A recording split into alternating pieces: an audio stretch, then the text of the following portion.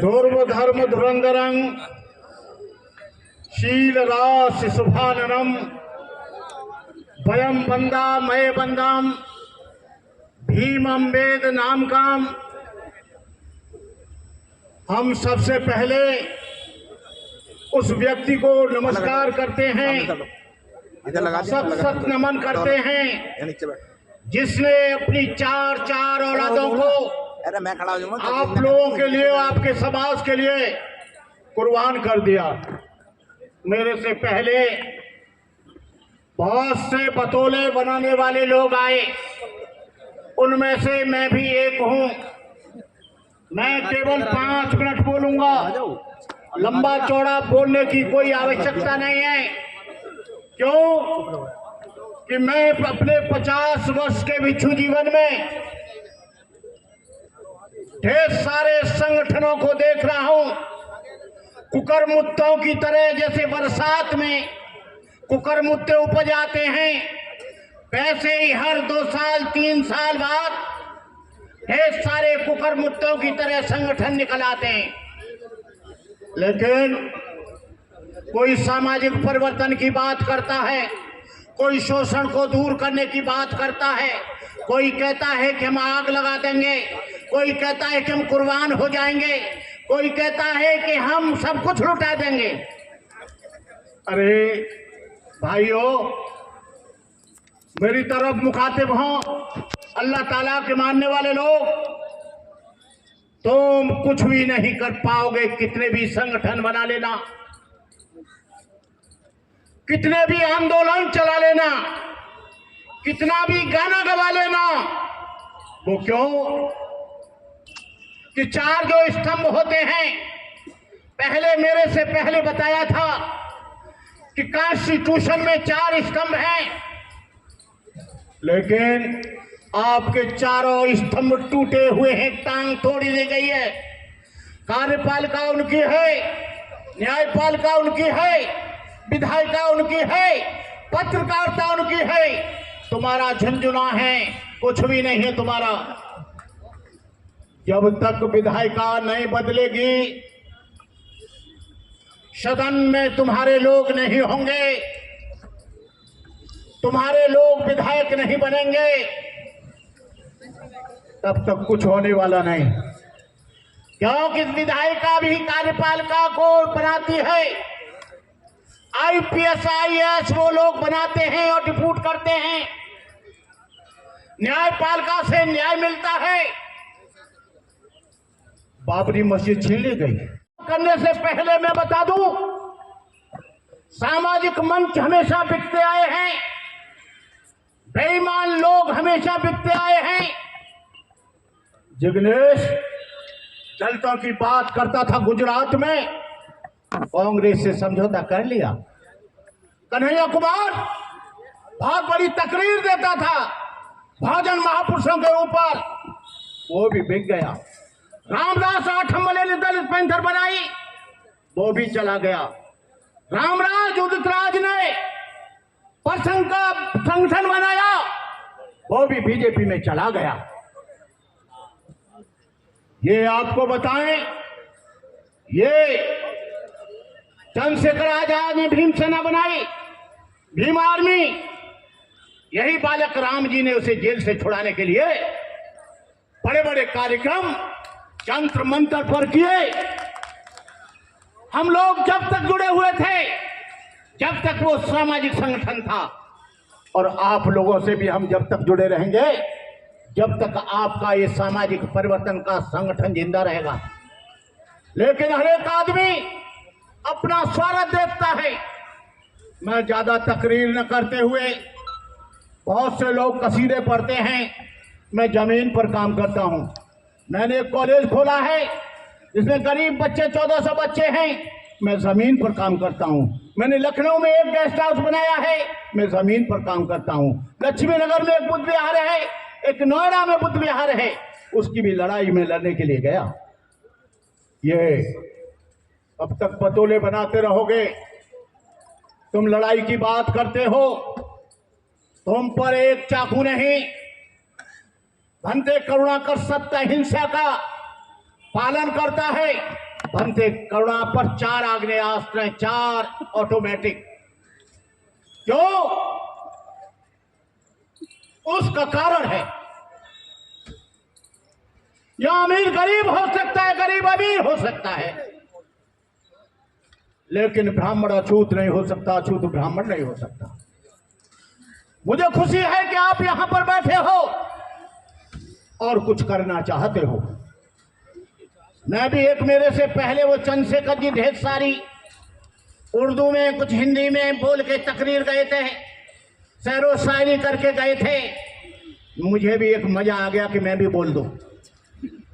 वक्ते जिहाद है शबे रक्स का नहीं, वक्ते जिहाद है शबे रक्स का नहीं, वो खून का कतरा किसी के यश का नहीं, बुलावा सरफरोशों का हुआ आज फिर है मैदान जानदारों का, मरी ये इसका नहीं।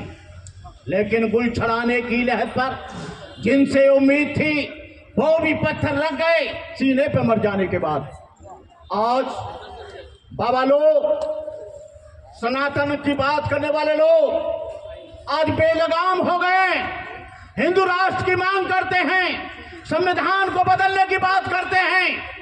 मैंने धीरेन्द्र शास्त्री जी को कहा था, धीरेन्द्र शास्त्री, ये किसी के बाप का देश नहीं है, यहां पर मुसलमान किराए पर नहीं रहता है, दलित यहां किराए पर नहीं रहता है, ओबीसी यहां किराए पर नहीं रहता है, SC ST यहां किराए पर नहीं रहता है, ईसाई और पारसी यहां किराए पर नहीं रहता है। तुम कैसे बनाओगे हिंदू राष्ट्र? ये मुसलमानों का देश है, ईसाइयों का देश है, बौद्धों का देश है, सिखों का देश है, और तुम कह रहे हो 2% लोग कि हम हिंदू राष्ट्र बनाएंगे। संविधान को जो बदलने की बात करते हैं, हम उनको आगाह करा देना चाहते हैं। आप एक बार संविधान तो बदल कर देखो, ये जमीन लाल मिलेगी, हर जगह मिलेगी। तुम तो क्या, तुम्हारा बाप भी संविधान को नहीं बदल सकता। ये बोधिसत्व डॉक्टर बाबा साहब ने संविधान बनाया है, जिन्होंने धर्मनिरपेक्षता उसमें दी है, सेकुलरिज्म दिया है। सेकुलरिज्म के लिए आपको संविधान को पहले खत्म करना पड़ेगा, और संविधान खत्म करने से पहले तुमको यहाँ पर 20 करोड़ दलितों को और 25 करोड़ मुसलमानों को खत्म करना पड़ेगा, तब यहाँ पर आप बदलाव ला सकते हो, कभी नहीं ला सकते। मैं ज्यादा न बोलते हुए बालक राम जी को बधाई देता हूँ। बालक राम जी, आपको मैं देख रहा हूँ बहुत दिनों से, आप बहुत से संगठनों में काम करते हैं, फिर आप जैसे ईमानदार आदमी को अलग कर दिया जाता है। समता सैनिक दल में आपने काम किया, भारतीय बौद्ध महासभा में आपने काम किया, भीम आर्मी में आपने काम किया, जो यहाँ के छितरे फितरे छोटे मोटे लट्टू पट्टू और भी संगठनों ने तुमने काम किया, लेकिन बेईमान लोगों के बीच में तुम कहीं टिक नहीं पाए। उसका कारण यह है तुम्हारी ईमानदारी पर कोई शक नहीं है। शक है तो उन बेईमान लोगों के लिए, क्योंकि जो बालक राम जी को मैं बहुत दिन से जानता हूं, उन्होंने तन मन धन, और उस व्यक्ति का एक भी ऐसा उदाहरण नहीं मिलेगा कि उन्होंने किसी की चीटिंग करी हो। ये आपने संगठन बनाया है, लेकिन मैं आपको, आपके संगठन के लोगों को ये पूछना चाहूंगा, पार्टी एक दिन में नहीं बनती है, पार्टी के लिए टाइम चाहिए।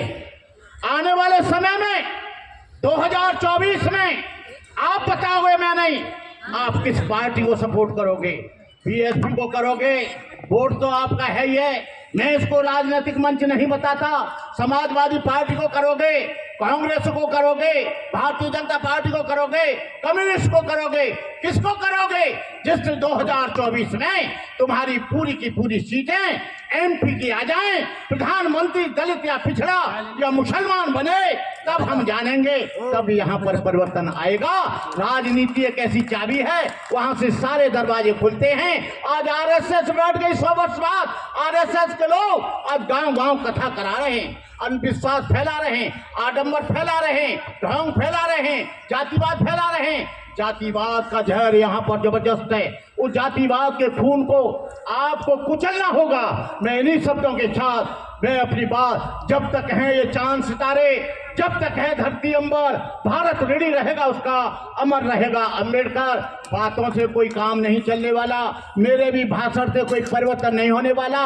जब तक आप जमीन पर काम नहीं करेंगे, जब तक आप जमीन पर नहीं आएंगे, मैं देखता हूं सारे लोग जगह जगह मंच लगा रहे हैं। लगाना चाहिए, लेकिन ईमानदारी के साथ, समर्पण के साथ, त्याग और बलिदान के साथ। तुम कहते हो लड़ेंगे, आरएसएस का सारे कमरे के कमरे AK 47 से भरे पड़े हैं, तुम कैसे लड़ोगे? तुम कैसे लड़ोगे? तुम्हारी जेल हो जाए तो डर जाते हो। भंते करुणाकर फतेहगढ़ की जेल में, सेंट्रल जेल में 1972 में 1.5 साल जेल में रहा, और जिन लोगों ने जुल्म किया था उनको मैंने हाथरस के तालाब पर जाकर दोनों को गोली से भून दिया। क्या आप ऐसा करने के लिए तैयार हैं? बौद्ध धर्म किसी की हत्या करने की इजाजत नहीं देता, लेकिन मैं कहता हूं कि बौद्ध धर्म हत्या करने वाले को जिंदा जाने की भी इजाजत नहीं देता। हम लोग डॉक्टर अम्बेडकर के द्वारा बौद्ध धर्म लिया है, अहिंसा का पालन हम वहीं तक करेंगे। जो हमको कुछ नहीं कहता है हम उसको कुछ नहीं कहेंगे, और जो हमारे ऊपर जुल्म करेगा, अत्याचार करेगा, आप उसकी जमीन तैयार कर लीजिए। मंचों से नहीं होगा, गांव में जाकर आपको लोगों को लाइसेंस दिलाने होंगे। बीएसपी की गवर्नमेंट के समय 14,000 लाइसेंस पूरे उत्तर प्रदेश में भंते करुणाकर ने दिलाए। अब वक्त बदल गया है, आपको मानसिक दृष्टि से, बाहुबल से, धनबल से, बुद्धिबल से मजबूत होना पड़ेगा, क्योंकि पहले आपके 3 बल समाप्त कर दिए गए थे। आपकी शिक्षा खत्म थी, बाहुबल खत्म था, धनबल खत्म था, आपको काजू बादाम नहीं मिलते थे, रबड़ी नहीं मिलती थी, अच्छा लड्डू नहीं मिलता था, इसलिए आपका मानसिक संतुलन कम था। भंते करुणाकर आज 4 बार ड्राई फ्रूट खाता है, और उसके बाद समाज के बीच में आता है। मेरा समय समाप्त हुआ, और आप बाबा साहब की वजह से आप खूब मौज उड़ाते रहिए, घर में बैठे रहिए, टीवी और बीबी के साथ रहते रहिए। जब तुम पर जूतों लात पड़ेगी 2024 में, तो आप फिर कहेंगे ये क्या हो रहा है। इसलिए भैया अभी समझ जाओ, तुम्हारे पास जो कुछ भी है वो बाबा साहब डॉक्टर अम्बेडकर का है। बाबा साहब के डॉक्टर अम्बेडकर के नाम पर सब कुछ कुर्बान कर दो, नहीं तो तुम वहीं पहुंच जाओगे गंदी नाली के सहारे। गंदे मिटा दो जमाने से कुनबा परस्ती, मिटा दो लुटेरों की शोषण की हस्ती, मिटा दो ये जातीयता वाली बस्ती, मिटा दो लुटेरों की शोषण की हस्ती। ये इन्हीं शब्दों के साथ मैं इस मंच के आयोजकों को और बालक राम जी खत्म कर रहा हूँ। मैं माइक पकड़ा आदमी नहीं हूँ, मैं छोड़ रहा हूँ। मैं ऐसा नहीं हूँ कि पूरा हुक्का मैं पी जाऊँ और दूसरों के लिए कुछ न रहे। इन्हीं शब्दों के साथ जय भीम, नमो बुद्धाय।